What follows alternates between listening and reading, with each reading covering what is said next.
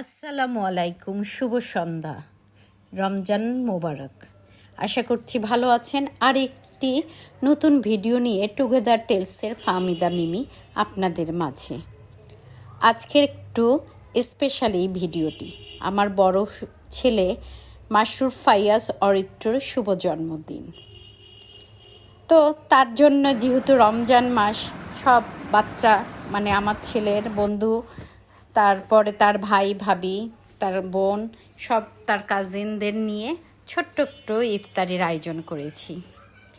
যেহেতু অফিস করি তাই একা সব কিছু সম্ভব না, তাই আমরা দুজনে, ওর বাবা আর আমি দুজনে মিলেই ইফতারির আয়োজনটি করেছিলাম।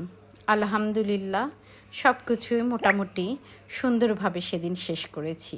এই ভিডিওটি দুদিন আগের, ব্যস্ততার কারণে আমি আজকে আপনাদের মাঝে নিয়ে আসলাম। সবাই আমার ছেলের জন্য দোয়া করবেন, সে যেন ভালো মানুষের মতন মানুষ হতে পারে, নেকবান্দা হতে পারে।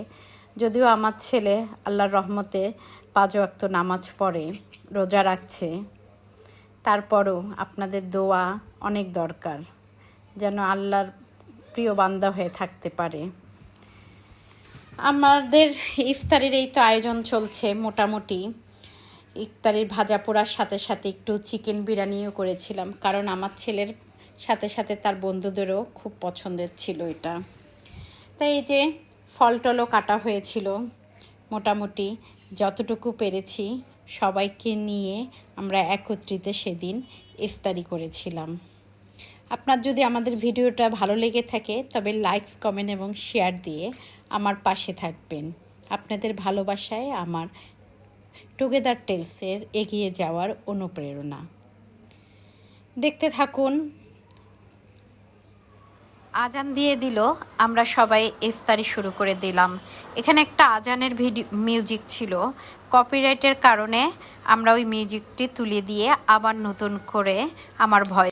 এই যে আজান দিয়ে দিয়েছে, আমরা সবাই তখন ইফতারিতে বসে গিয়েছি। দেখতে পাচ্ছেন সব বাচ্চারা, ওর ফ্রেন্ড, ওর কাকা, বড় কাকা, ওর বন্ধু কাকা, ওর বাবা, সবাই আমরা একত্রিত বসে ইফতারিতে বসে গিয়েছি। আলহামদুলিল্লাহ সেদিনের ইফতারিটি খুবই ভালো ছিল, খুবই মানে চমৎকার একটা আয়োজনের মধ্যে দিয়ে আমরা সেদিন ইফতারিটা শেষ করেছি।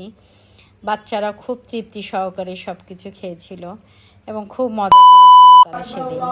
অনেক দিন পর সবাই একত্রে বসে একটু অন্যরকম পরিবেশ তৈরি হয়েছিল।